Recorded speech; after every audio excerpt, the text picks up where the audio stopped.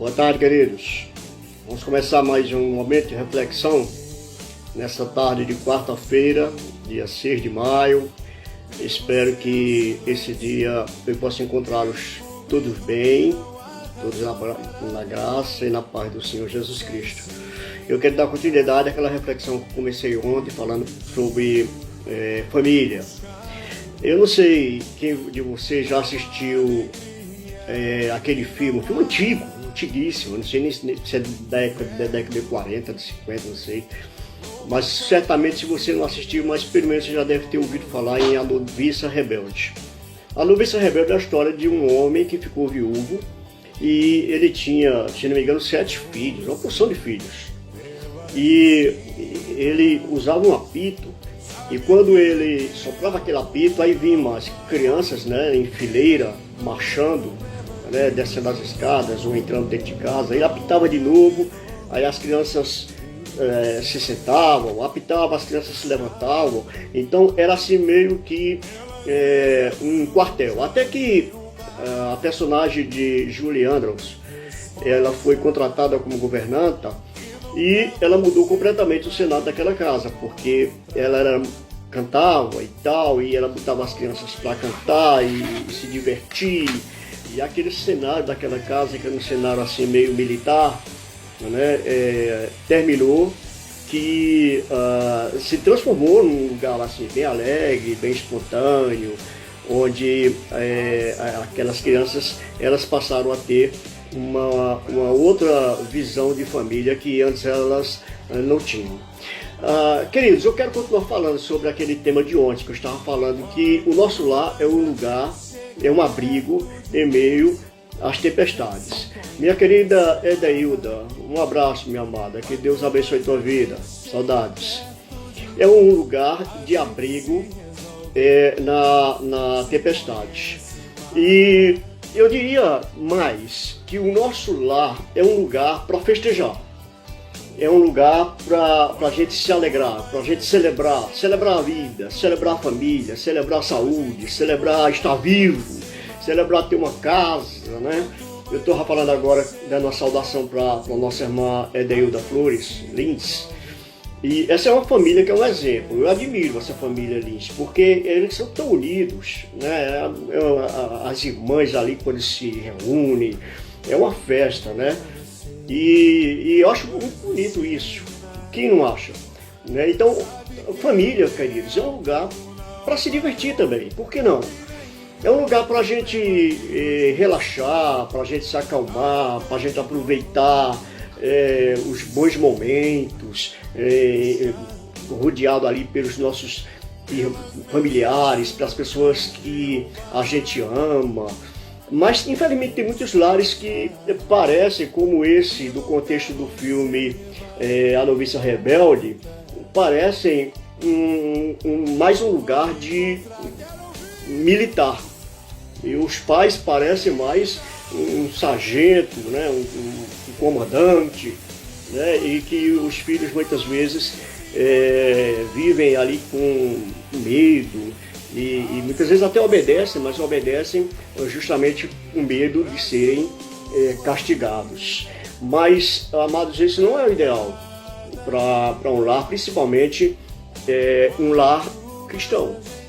E lá em Eclesiastes 9:9, eu vou usar aqui a linguagem da Bíblia, na linguagem de hoje, diz o seguinte, o texto: aproveite a vida com a mulher que você ama.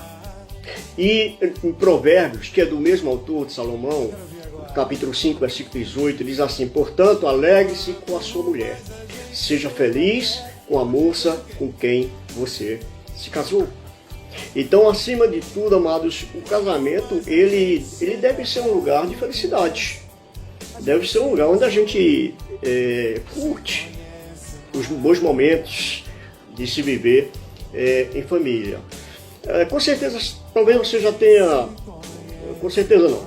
Mas talvez você já tenha visto um adesivo no para-choque do carro que diz assim: a família que ora unida permanece unida. Eu quero fazer aqui uma parafrase desse pensamento, dizendo que a família que se diverte unida, que se curte unida, que brinca unida, ela permanece unida. A família que festeja unida, ela permanece unida. E há muitos lares que o problema, amados, básico, é que eles precisam se descontrair mais, fazer da sua casa um ambiente mais descontraído, bem-humorado, extrovertido, fazer das horas das refeições um momento agradável, fazer dos momentos em família momentos divertidos. E isso começa com os pais, é responsabilidade dos pais, porque as crianças elas são divertidas por natureza. As crianças elas são ativas, elas gostam de brincar, de rir, de se divertir, e muitas vezes os pais não acompanham ou não proporcionam às crianças esse momento de diversão. E o momento de diversão, queridos, é também um momento de aprendizagem, também um momento de você curtir o seu filho e ensinar para eles princípios básicos, né, da vida, especialmente relacionado à vida cristã. Com certeza você deve ter ouvido falar do trágico falecimento daquele ator da Globo, o Flávio Magliaccio, acho que é isso. Esse homem, ele cometeu suicídio aos 85 anos de idade, o que já é, por si só, uma grande tragédia. Mas o bilhete que ele deixou, queridos, faz com que essa tragédia se torne ainda pior, porque foi encontrado um bilhete escrito por próprio punho, com a caneta tinta vermelha, e o bilhete dizia mais ou menos assim: me desculpem, mas não deu mais. A velhice neste país é o caos como tudo aqui. A humanidade não deu certo. Eu tive a impressão que foram 85 anos jogados fora num país como esse. E com esse tipo de gente que acabei encontrando, cuidem bem das crianças de hoje. Essas foram as palavras que ele deixou registrado no bilhete para tentar justificar o seu ato de desespero. Queridos, esse senhor, ele era ator, ele fez mais de 30 novelas, uma das maiores redes de televisão do mundo, que é a Rede Globo. Ele também fez várias peças de teatro, ele fez cinema também. Ou seja, é um homem que ele teve uma carreira, ele construiu uma família, ele tinha filhos, provavelmente netos, talvez até bisnetos pela idade dele. E ele sai da vida, queridos, da forma mais trágica que podia acontecer, né? Porque ele se despede da vida num ato como esse, um ato de desespero como esse, de uma forma melancólica, afirmando que a humanidade não deu certo. Nisso aí eu até concordo com ele. Ele diz que a humanidade não deu certo e que os seus 85 anos de vida foram inúteis, foram jogados fora. Eu até concordo com ele que a humanidade realmente não deu certo, mas a humanidade não deu certo por causa da humanidade. Deus, quando ele criou o homem e a mulher, ele criou o plano dele original da humanidade, não era para ser esse caos que é hoje.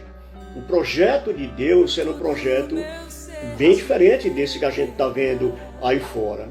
O pecado hoje estragou tudo. O propósito de Deus para o casamento também, queridos, para o lar, para esse projeto que a gente chama de família, também é um projeto muito diferente desse projeto que a gente vê em muitos lares. E até em lares ditos cristãos. Não é o projeto original de Deus, né? Ou seja, se esse senhor ele sai da vida dizendo que a humanidade está desanimado, decepcionado com a humanidade, porque a humanidade não deu certo, nisso eu concordo com ele. A humanidade não deu certo de fato, e não deu certo por causa da própria humanidade. Agora, você dizer ao alto dos seus 85 anos, de uma carreira de sucesso como ator, pai de família, avô, um homem conhecido, e aos 85 anos você sair da vida de uma forma tão triste, tão melancólica, tão trágica, e você dizer que esses 85 anos foram jogados fora, foram inúteis, aí, meus amados, me perdoem. Mas eu quero fazer uma reflexão em cima disso, se é que eu tenho esse direito, porque eu não conhecia, não sei dos problemas dele, não sei se ele sofria de depressão, não sei o que o levou a chegar a essa atitude. Então eu não quero aqui ser leviano nas minhas conclusões, mas você chegar aos 85 anos de idade, amados, e você cometer suicídio e dizer que os seus 85 anos de idade foram inúteis, jogados fora. Eu fico imaginando, meus amados, o que é que esse homem fez da vida dele? Será que a vida dele se resumiu ao quê? Ao seu trabalho de ator, e pelo jeito ele trabalhava muito? Será que a vida dele se resumiu aos seus projetos pessoais, se resumiu à sua carreira? E será que esse homem, queridos, ele não desviou o foco daquilo que de fato é importante para a vida? E talvez tenha até negligenciado em sua família, e agora na sua velhice ele morre sozinho lá no seu sítio, cometendo suicídio longe da família, e deixa um bilhete frio, sem sequer mencionar os seus filhos e os seus netos desse bilhete. Eu fico imaginando, queridos, que tipo de vida foi essa que esse homem levou. E infelizmente, muitos casamentos, queridos, têm seguido também esse mesmo rumo. Da mesma forma como a humanidade não deu certo, muitos casamentos também não têm dado certo, mas a culpa não é do plano original de Deus. Quando Deus junta o homem e a mulher lá no Éden, e ele transforma os dois em uma só carne, instituindo ali o casamento, antes de qualquer outra instituição, o plano de Deus, queridos, era um plano lindo, era um plano perfeito. Mas o que estragou esse plano perfeito? O que fez com que o casamento se tornasse algo tão banal e que aquele lindo sonho para muitas pessoas viesse a se transformar, às vezes até em uma tragédia? O que? Justamente o pecado. Justamente o egoísmo de certas pessoas que pensam só em si, no seu prazer, só na sua felicidade. Tem gente até que diz assim: eu vou me casar porque eu quero ser feliz. Ou seja, está totalmente equivocado. Uma pessoa equivocada, uma pessoa que fala isso, que vai se casar porque quer ser feliz. A gente se casa para fazer o outro feliz. Mas isso é uma prova do nosso egoísmo, a indiferença, a frieza, e que tem feito com que esse projeto de Deus, tão bonito, tão lindo, viesse a se transformar muitas vezes em um pesadelo. Algumas pessoas, quando veem algum ato de violência, ou até mesmo com uma pessoa maltratando o animal, e algumas pessoas que costumam dizer: isso é uma falta de humanidade, ou isso é uma desumanidade. Nada mais errado, queridos. Isso não é falta de humanidade, não. Isso é a humanidade. Isso é até o excesso de humanidade. Isso é uma falta de Deus, isso sim. Isso é uma falta de santidade, de vida com Deus. Infelizmente, queridos, tem muitos casamentos que estão se transformando em um lugar de tristeza, de tragédia, de pesadelo, de lembranças ruins, de memórias tristes, porque a humanidade não tem conseguido, não tem aprendido até hoje a conviver. Talvez aquele homem com 85 anos, o problema dele tenha sido justamente esse: ele não aprendeu a conviver, se isolou lá no sítio. E uma pessoa depressiva, se isolar é a pior coisa que existe. Agora, eu estou convencido, amados, e é interessante que o fato que me chamou a atenção na história desse ator que se suicidou é que a maioria dos papéis que ele pegava, dos personagens dele, eram personagens cômicos. E talvez na vida real dele, a vida dele fosse o oposto daquilo que ele mostrava na tela. E eu estou convencido que nessa vida nossa, irmãos, a gente muitas vezes desperdiça os nossos dias, os nossos melhores momentos, os nossos melhores anos. E de repente a gente se vê velho, de repente a gente se vê idoso, e a gente olha para trás e vê que de fato a gente desperdiçou talvez os melhores anos e os melhores momentos da nossa vida. Talvez tenha sido isso que aconteceu com essa turma. Eu estou convencido, queridos, que o que falta em muitas famílias é um pouco mais desses momentos, curtir esses momentos, de ter um pouco mais de alegria, de ter um pouco mais de descontração, um pouco mais de bom humor. Eu estou convencido, meus amados, que os nossos filhos, eles passam conosco apenas uma temporada. Depois eles não vão estar mais ao nosso redor, porque eles crescem, o tempo passa rápido, eles crescem, eles vão embora, eles vão fazer a sua própria vida, eles vão ter a sua própria família. Mas você só tem filhos, queridos. Se Deus lhe deu a graça de tê-los, você só tem filhos por uma pequena temporada. E muitas vezes a gente desperdiça esse curto espaço de tempo que Deus nos deu para a gente curtir os nossos filhos junto da gente, curtir a nossa família de uma forma completa. Depois eles vão embora muitas vezes para longe, é tão difícil juntar, é tão difícil aquela reunião. A gente fica com a saudade, só ficam as fotos, a gente fica olhando aquelas fotos aqui quando eles eram bebês, quando eram crianças, quando eles estavam na escola. E aí só fica a saudade no coração da gente e a gente não consegue mais voltar no tempo.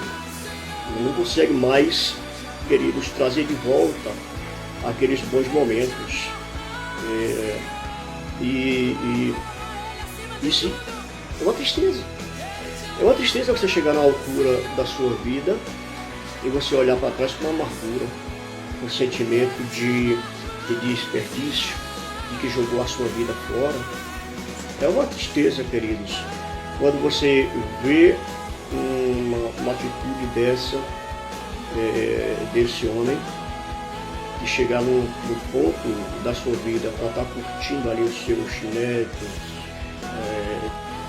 enfim, usufruindo de tudo aquele tempo ao longo dos seus 85 anos, ele desistir da vida de uma forma tão melancólica como essa. Meu amado, eu quero concluir essa reflexão dizendo para você o seguinte, que há tempo para tudo. Há tempo para você estudar, há tempo para você investir na sua carreira, há tempo para você cuidar de si, há tempo para você passear, há tempo para você ficar com seus amigos. Mas, meu querido, não desperdice o tempo precioso de você estar com sua família, de você curtir seus filhos, de você sentir o aconchego do seu lar. Não desperdice esse tempo precioso. Se Deus deu a você uma família, celebre, comemore, aproveite esse tempo. Aproveite para se alegrar com a família que Deus lhe deu. A Bíblia diz que os nossos filhos, queridos, são presente de Deus. Lá em Salmo 127, diz o seguinte: os filhos são presente do Deus eterno, eles são a verdadeira bênção. Os filhos que o homem tem na sua mocidade são como flechas na mão de um soldado. Feliz o homem que tem muitas dessas flechas. Eu estou lendo na Bíblia da linguagem de hoje. Então, querido, aproveite esses momentos para fazer do seu lar um lugar de acolhimento, um lugar de descontração, um lugar de aconchego, um lugar onde os seus filhos se sintam à vontade, para que quando for mais tarde, quando eles crescerem e tiverem seus próprios filhos, eles tenham prazer de lhe visitar, de ir para sua casa, de passar fim de semana, de um almoço de domingo, aquela festa, sabe? Porque tem certos filhos, queridos, que quando casa, quando sai de casa, não querem mais saber do pai, não querem mais saber da mãe, não querem mais voltar. E os pais muitas vezes ficam reclamando: por que fulano não vem, por que não liga, por que não procura? Ora, porque, queridos, talvez as recordações que aquela pessoa tem da sua infância, da sua adolescência, da sua juventude dentro da sua casa não sejam nada agradáveis, e talvez ele não queira recordar os tempos que passou ali naquela casa, nos tempos que passou debaixo da autoridade daquele pai, no tempo que passou debaixo da frieza daquela mãe.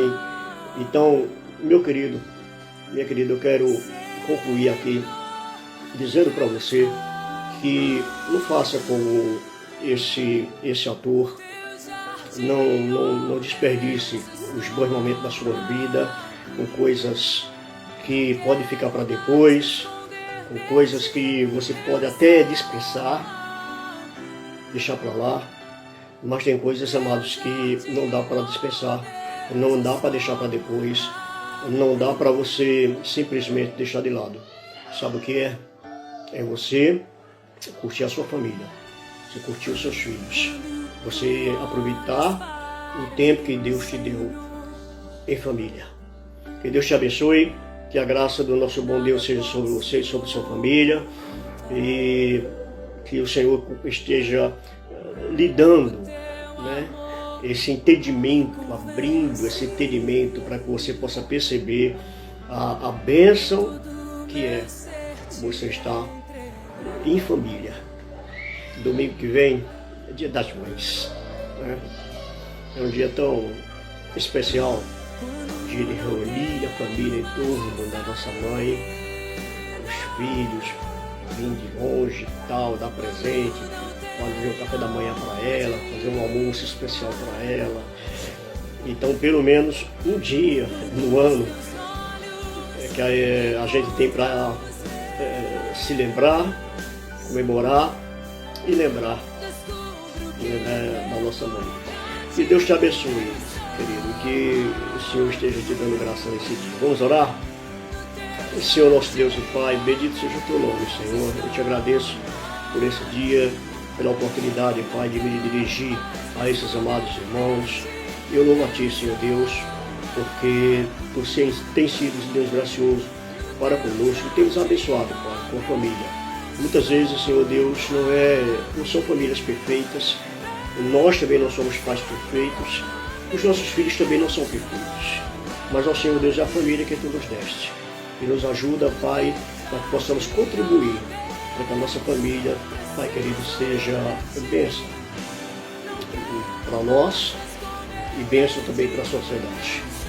Em nome de Jesus, Deus, abençoa a vida desse amado, abençoa a vida desse amado e de suas famílias. Amém. Amém, queridos. E a graça do Senhor seja sobre sua vida e seja a bênção de Deus. Verônica, um abraço, querida. Claudemir Júnior, a todos vocês que estão conosco, Jane, Fred. Fred, sua mãe está assistindo no Facebook, Fred. Keila, Joyce, um abraço, Joyce. Que Deus te abençoe, querida. Lurdinha, Alessia, um abraço, Alessia. Que Deus esteja abençoando a vida de vocês, de todos os queridos que estão conosco. Amém? Vamos receber a bênção do Senhor. Que a graça do nosso Deus, nosso Pai amado, que o amor de Jesus Cristo, nosso Senhor, nosso Salvador, e que a comunhão, que a consolação, que o poder do Espírito Santo de Deus esteja sobre essa vida, sobre esta família, agora e para todos sempre. Amém, amém e amém. Um abraço, fiquem com Deus e até amanhã, se o Senhor assim nos permitir.